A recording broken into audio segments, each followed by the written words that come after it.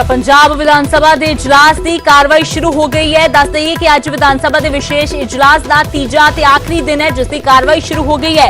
11 बजे का जो समा दिता गया सी, बिल्कुल उसके मुताबिक सदन की कार्रवाई शुरू हो गई है। अज सदन च कई अहम बिल पेश होंगे। कल खेती संबंधी 4 बिल पास किए गए सी। अज भी खेती कानूनों का नवे खेती बिलों का मुद्दा विधान सभा दे विच गूंजण की पूरी उम्मीद है। तो इस सब दे विचाले अज तीजे ते आखिरी दिन जो विधान सभा की कार्रवाई है वह शुरू हो गई है। तो इस सब दे विचाले होर भी कई अहम बिल ने जिहड़े अज पेश किए जाएंगे। उस तो पहला बाहर दी तस्वीरां अपने दर्शकों को दिखाइयां कि अंदर जाने तो पहला किस तरह अकाली दल दे वल्लों कथित स्कॉलरशिप घोटाले नूं लैके हंगामा किया गया। ते हुण अज सदन दे विच अंदर की कुछ हुंदा है इस ते भी नज़र टिकी हुई है, क्योंकि हंगामे दे पूरे आसार ने अकाली दल दे वल्लों कैबिनेट मंत्री साधु सिंह धर्मसोत दा मुद्दा जिहड़ा वो चुक्या जा रहा है। वख-वख तस्वीरां लैके पोस्टर लैके पहुंचे हुए ने अकाली आगू, जिन्हां ते कैप्टन अमरिंदर सिंह, साधु सिंह धर्मसोत अते जो चीफ सकत्तर ने विनी महाजन, जिन्हां नूं जिम्मा सौंपिया गया सी कैप्टन अमरिंदर सिंह दे वल्लों इस पूरे स्कॉलरशिप घोटाले की जांच का। ते उस जांच की रिपोर्ट जो सामने आउंदी है तो उस दे विच साधु सिंह धर्मसोत नूं क्लीन चिट दे दी गई है। बेशक साधु सिंह धर्मसोत नूं क्लीन चिट जांच रिपोर्ट विच मिल गई, पंजाब सरकार वल्लों मिल गई, पर विरोधियों दे वल्लों सीधे तौर पर घेरिया जा रहा है। कहा जा रहा है कि सरकार ने अपने मंत्री नूं बचाउण दे लई एक क्लीन चिट दी है, अपनी ही जांच कमेटी बनाई तो उस तो बाद क्लीन चिट दे दी। सीबीआई जांच की मांग अकाली दल कर रहा है। तो इस मुद्दे नूं लैके अंदर भी पूरी तरह हंगामा होने के आसार ने। अकाली दल जिस तरीके दे नाल अंदर दाखिल होया है, कहा जा रहा है कि बाहर आके भी जो विस्तार दे नाल है Akali Dal points bye points दसेगा इस पूरे घोटाले दे बारे, ते नाल ही अंदर भी हंगामा किया जाएगा। क्योंकि कल खेती बिलों के संबंधी जो 4 बिल पास किए गए, केंद्र के खेती कानूनों को रद्द किया गया। तो कल किसानों का मुद्दा सी, विरोधियों के वलों समर्थन भी सरकार को दिते जाने की गल आखी गई सी, इसलिए कल विरोध नहीं किया गया, हंगामा नहीं होया। कल खेती बिलों के कारण ही जो ये पूरा दिन निकल गया, पर अज पूरे हंगामे के आसार ने। तीजा ते आखिरी दिन अज विधान सभा के विशेष इजलास का।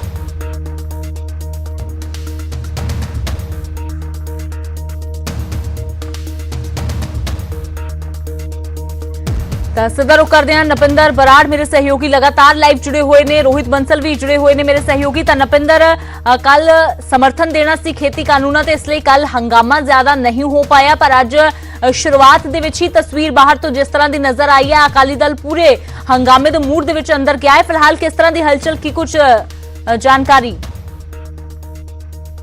अज दे विच बड़ा फर्क है। कल गल पंजाब दी किसानी दी हो रही सी, पंजाब की किसानी को लैके, क्योंकि पहले सारिया पोलीटिकल पार्टियां ने साफ किया कि किसानी मसले ते असी जे सरकार सही बिल लेके आउंदी है तो सरकार का साथ देंगे, असी नाल खड़े होवांगे।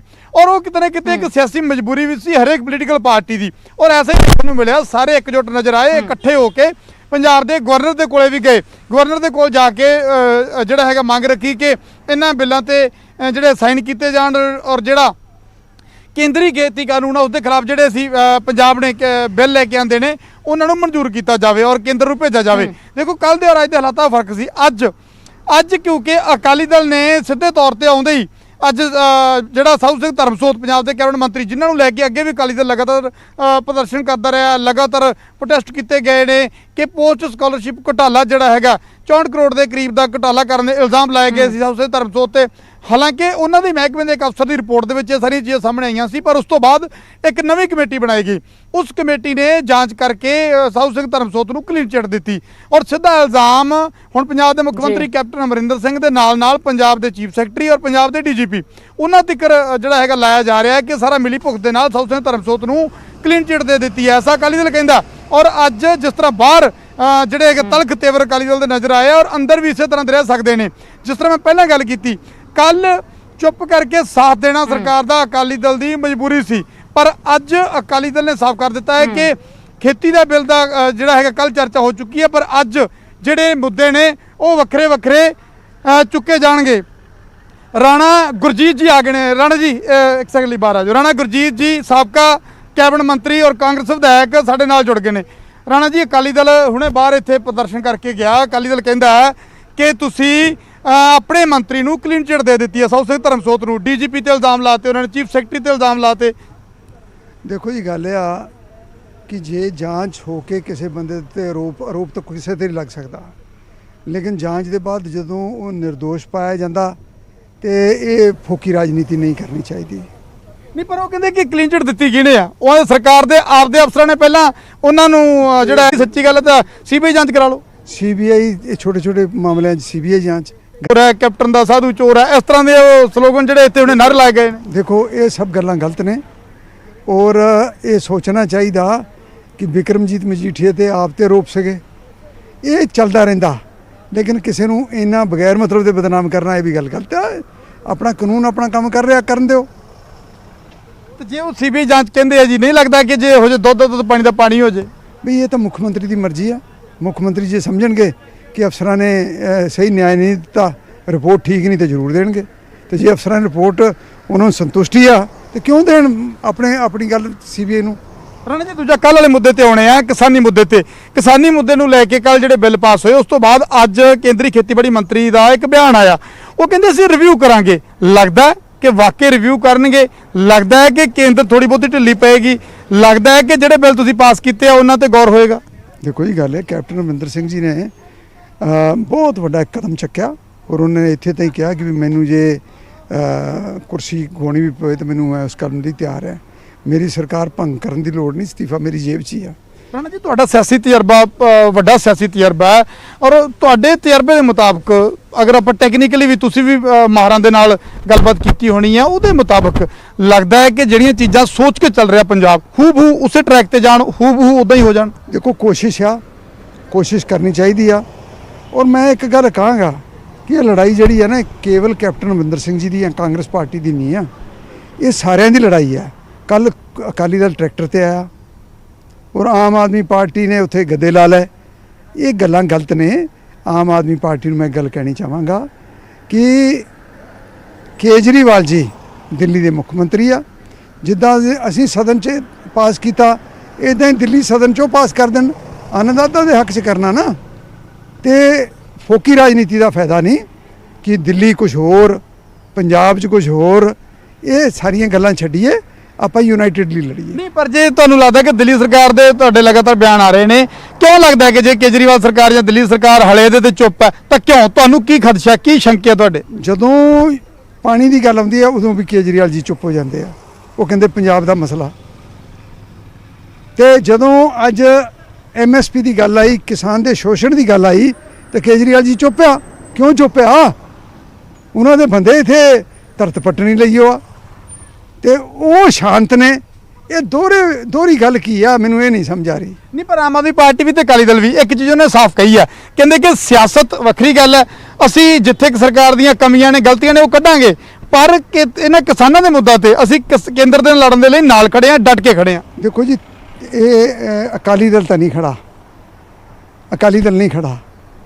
ਇਹ ਤਾਂ ਸਿਰਫ ਹੁਣ ਕ੍ਰੋਕੋਡਾਈਲ ਟੀਅਰਸ ਸੁੱਟ ਰਹੇ ਆ। ਇਹ ਜੂਨ ਦਾ ਮਸਲਾ ਜਦੋਂ ਕੈਬਨਿਟ ਜਾਂ ਉਦੋਂ ਪਹਿਲਾਂ ਇਹ ਹਰਸਿਮਰਤ ਜੀ ਦੀ ਮੌਜੂਦਗੀ 'ਚ ਸਾਰਾ ਕੁਝ ਹੋਇਆ ਔਰ 3 ਮਹੀਨੇ ਬਾਅਦ ਇਹ ਬਿੱਲ ਪੇਸ਼ ਹੋਇਆ ਲੋਕ ਸਭਾ ਦੇ ਵਿੱਚ, ਤੇ 3 ਮਹੀਨੇ ਲੱਗ ਗਏ। ਤੇ ਮੈਨੂੰ ਨਹੀਂ ਸਮਝ ਆਉਂਦੀ ਕਿ ਉਹ ਫਿਰ ਰਿਜ਼ਾਈਨ ਕਰ ਦਿੱਤਾ। ਫਿਰ ਜੀ ਅਸੀਂ ਉਹਨਾਂ ਦੇ ਨਾਲ ਨਹੀਂ। ਤੇ ਕੱਲ ਮੈਨੂੰ ਹਾਸਾ ਬੜਾ ਆ ਰਿਹਾ ਸੀ ਜਦ ਮੈਂ ਸੁਣ ਰਿਹਾ ਸੀ ਅਕਾਲੀ ਦਲ ਕਹਿ ਰਿਹਾ ਸੀ ਕਾਂਗਰਸ ਤੇ BJP ਮਿਲਿਓ ਆ। ਉਹ ਯਾਰੋ, ਤੁਸੀਂ ਕਹਿੰਦੇ ਸਾਡਾ 37 ਸਾਲ ਦਾ ਰਿਸ਼ਤਾ, ਮਿਲਿਓ ਸਾਨੂੰ ਦੱਸ ਦਿਓ।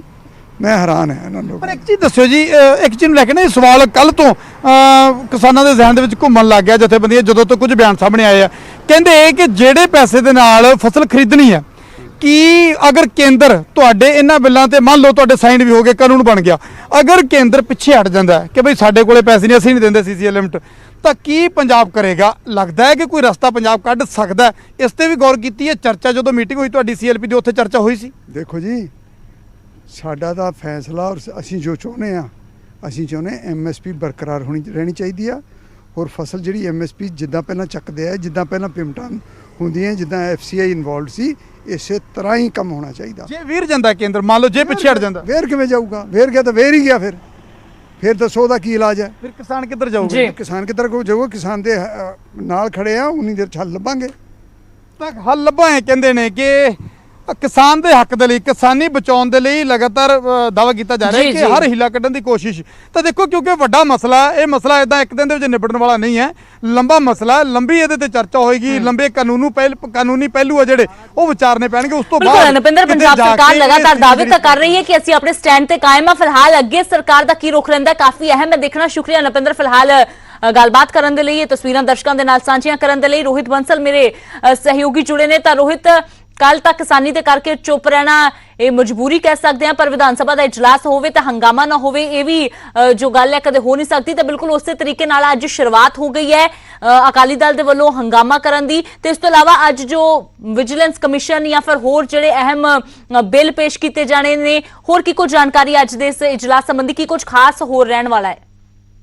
ਤਾਂ ਫਿਲਹਾਲ ਥੋੜੀ ਦੇਰ ਬਾਅਦ ਇਜਲਾਸ ਸ਼ੁਰੂ ਹੋ ਜਾਏਗਾ। ਕੱਲ ਦੋ ਦਿਨ ਦੀ ਜੇ ਅਸੀਂ ਗੱਲ ਕਰੀ ਤਾਂ ਮੁੱਖ ਰੂਪ ਦੇ ਵਿੱਚ ਖੇਤੀਬਾੜੀ ਨੂੰ ਲੈ ਕੇ ਸੈਸ਼ਨ ਰਹੇਗਾ ਔਰ तमाम ਰਾਜਨੀਤਿਕ ਪਾਰਟੀਆਂ ਨੇ ਖੇਤੀਬਾੜੀ ਦੇ ਮੁੱਦੇ ਤੇ ਇਕਜੁੱਟਤਾ ਦਿਖਾਈ ਹੈ ਸਿਵਾਏ ਬੀਜੇਪੀ ਦੇ। ਪਰ ਜੇ ਮੈਂ ਅੱਜ ਦੀ ਗੱਲ ਕਰਾਂ, ਅੱਜ ਸਵੇਰ ਤੋਂ ਲੈ ਕੇ ਮੁੱਦੇ ਪੱਖੇ ਹੋਏ ਨੇ। ਲਗਾਤਾਰ ਐਸਸੀ ਸਕਾਲਰਸ਼ਿਪ ਦਾ ਮੁੱਦਾ ਗਰਮਾਇਆ ਹੋਇਆਗਾ। ਥੋੜੀ ਦੇਰ ਪਹਿਲਾਂ ਅਕਾਲੀ ਦਲ ਨੇ ਪ੍ਰਦਰਸ਼ਨ ਕੀਤਾ, ਉਸ ਤੋਂ ਬਾਅਦ ਲੋਕ ਇਨਸਾਫ ਪਾਰਟੀ ਨੇ ਪ੍ਰਦਰਸ਼ਨ ਕੀਤਾ। ਔਰ ਅੱਜ ਦੇ ਜੇ ਮੈਂ ਬਿੱਲਾਂ ਦੀ ਗੱਲ ਕਰਾਂ ਤਾਂ ਮੁੱਖ ਰੂਪ ਦੇ ਵਿੱਚ ਇੱਕ ਦੋ ਬਿੱਲ ਨੇ ਜੋ ਅੱਜ ਪੇਸ਼ ਕੀਤੇ ਜਾ ਰਹੇ ਨੇ, ਜਿਨ੍ਹਾਂ ਦੇ ਵਿੱਚ ਇੱਕ ਵਿਜੀਲੈਂਸ ਬਿੱਲ ਹੈਗਾ। ਇਸ ਤੋਂ ਇਲਾਵਾ ਇੱਕ ਕਿਹਾ ਜਾ ਰਿਹਾ ਕਿ ਜੋ ਫੈਕਟਰੀ ਸੋਧ ਬਿੱਲ ਹੈ, ਜੋ ਪਹਿਲਾਂ ਇੱਕ ਅਮੈਂਡਮੈਂਟ ਸੀ, ਉਸ ਨੂੰ ਹੁਣ ਇੱਕ ਬਿੱਲ ਦਾ ਰੂਪ ਦਿੱਤਾ ਜਾ ਰਿਹਾ, ਜਿਸ ਦੇ ਤਹਿਤ ਕਿਹਾ ਜਾ ਰਿਹਾ ਕਿ ਜੇਕਰ ਕੋਈ ਛੋਟੀ ਫੈਕਟਰੀ ਵਾਲਾ ਆਪਣੇ ਫੈਕਟਰੀ ਦਾ ਵਿਸਤਾਰ ਕਰਨਾ ਚਾਹੁੰਦਾ, ਆਪਣੀ ਯੂਨਿਟ ਦੀ ਗਿਣਤੀ ਵਧਾਉਣਾ ਚਾਹੁੰਦਾ, ਤਾਂ ਉਹ ਉਸ ਨੂੰ ਵਧਾ ਸਕਦਾ ਹੈ। ਕਿਹਾ ਜਾ ਰਿਹਾ ਕਿ ਇਸ ਦੇ ਨਾਲ ਰੁਜ਼ਗਾਰ ਦੇ ਮੌਕੇ ਪੈਦਾ ਕੀਤੇ ਜਾਣਗੇ ਪੰਜਾਬ ਦੇ ਵਿੱਚ। ਜੇਕਰ ਫੈਕਟਰੀ ਦਾ ਏਰੀਆ ਵਧੂਗਾ, ਫੈਕਟਰੀ ਦੇ ਵਿੱਚ ਜੇ ਕੋਈ 10 ਯੂਨਿਟਾਂ ਕੰਮ ਕਰ ਰਹੀਆਂ ਤਾਂ ਉਹਨਾਂ ਨੂੰ 20 ਯੂਨਿਟਾਂ ਤੱਕ ਦੀ ਇਜਾਜ਼ਤ ਦਿੱਤੀ ਜਾਏਗੀ, 20 ਯੂਨਿਟਾਂ ਵਾਲੇ ਨੂੰ 30 ਜਾਂ 40 ਯੂਨਿਟਾਂ ਤੱਕ ਦੀ ਇਜਾਜ਼ਤ ਦਿੱਤੀ ਜਾਏਗੀ। ਤਾਂ ਇਸ ਤਰ੍ਹਾਂ ਜਿਸ ਤਰ੍ਹਾਂ ਖੇਤੀਬਾੜੀ ਦੇ ਨਾਲ ਰਿਲੇਟਡ ਕੰਮ ਕੀਤਾ ਜਾ ਰਿਹਾ, ਤਾਂ ਕਿਤੇ ਨਾ ਕਿਤੇ ਅੱਜ ਇੰਡਸਟਰੀ ਨੂੰ ਲੈ ਕੇ ਕੰਮ ਹੋਣ ਵਾਲਾ ਹੈ, ਕਿਉਂਕਿ ਇੰਡਸਟਰੀ ਦੇ ਵਿੱਚ ਕਿਹਾ ਜਾ ਰਿਹਾ ਸੀ ਕਿ ਰੁਜ਼ਗਾਰ ਦੇ ਮੌਕੇ ਆ ਜੋ ਇੰਡਸਟਰੀ ਰਾਹੀਂ ਪੈਦਾ ਕੀਤੀ ਜਾ ਸਕਦੇ। ਜਿਹੜੇ ਲਘੂ ਉਦਯੋਗ ਨੇ, ਜੋ ਛੋਟੇ ਉਦਯੋਗ ਨੇ, ਉਹਨਾਂ ਦੇ ਜ਼ਰੀਏ ਪੰਜਾਬ ਦੇ ਵਿੱਚ ਜੋ ਰੁਜ਼ਗਾਰ ਦੇ ਮੌਕੇ ਪੈਦਾ ਕਰਨ ਦੀ ਕੋਸ਼ਿਸ਼ ਕੀਤੀ ਜਾਏਗੀ, ਜੋ ਅੱਜ ਕਾਨੂੰਨ ਪਾਸ ਕੀਤੇ ਜਾਣੇ ਨੇ। ਇਸ ਤੋਂ ਇਲਾਵਾ ਇੱਕ ਦੋ ਕਾਨੂੰਨ ਹੋਰ ਨੇ ਜੋ ਵਿਧਾਨ ਸਭਾ ਦੇ ਵਿੱਚ ਪੇਸ਼ ਕੀਤੇ ਜਾਣਗੇ। ਜੀ ਅੰਮ੍ਰਿਤ। ਬਿਲਕੁਲ ਰੋਹਿਤ, ਨਜ਼ਰ ਬਣੀ ਹੋਈ ਹੈ ਲਗਾਤਾਰ ਅੱਜ ਦੀ ਵੀ ਪੂਰੀ ਕਾਰਵਾਈ ਤੇ ਕੀ ਕੁਝ ਖਾਸ ਰਹਿੰਦਾ ਹੈ। ਹੰਗਾਮਾ ਹੋਣ ਦੇ ਪੂਰੇ ਅਸਾਰ ਨੇ ਤੇ ਉਸ ਦੀ ਸ਼ੁਰੂਆਤ ਵੀ ਹੋ ਚੁੱਕੀ ਹੈ। ਸ਼ੁਕਰੀਆ ਰੋਹਿਤ ਫਿਲਹਾਲ ਇਸ तमाम ਜਾਣਕਾਰੀ ਦੇ ਲਈ। ਤਾਂ ਵਿਧਾਨ ਸਭਾ ਦੇ ਅੱਜ ਤੀਜਾ ਅਤੇ ਆਖਰੀ ਦਿਨ ਇਜਲਾਸ ਦਾ ਕਾਰਵਾਈ ਸ਼ੁਰੂ ਹੋ ਚੁੱਕੀ ਹੈ। ਤਾਂ ਇਸ ਦੌਰਾਨ ਅੱਜ ਵੱਖ-ਵੱਖ ਮੁੱਦਿਆਂ ਤੇ ਵਿਰੋਧੀ ਸਰਕਾਰ ਨੂੰ ਘੇਰਨ ਦੀ ਕੋਸ਼ਿਸ਼ ਦੇ ਵਿੱਚ ਨੇ। ਉਹਨਾਂ ਦੇ ਵਿੱਚੋਂ ਹੀ ਇੱਕ ਮੁੱਦਾ ਕਥਿਤ ਸਕਾਲਰਸ਼ਿਪ ਘੁਟਾਲੇ ਦਾ ਹੈ। ਪਰ ਇਸ ਹੰਗਾਮੇ ਦੇ ਵਿਚਾਲੇ ਹੀ ਸਰਕਾਰ ਜਿਹੜੇ ਕੁਝ ਬਿੱਲ ਵੀ ਪੇਸ਼ ਕਰੇਗੀ। ਤਾਂ ਕੁੱਲ ਮਿਲਾ ਕੇ ਪੂਰਾ ਹੰਗਾਮੇਦਾਰ ਅੱਜ ਦਾ ਦਿਨ ਰਹਿਣ ਦੀ ਪੂਰੀ ਸੰਭਾਵਨਾ ਹੈ।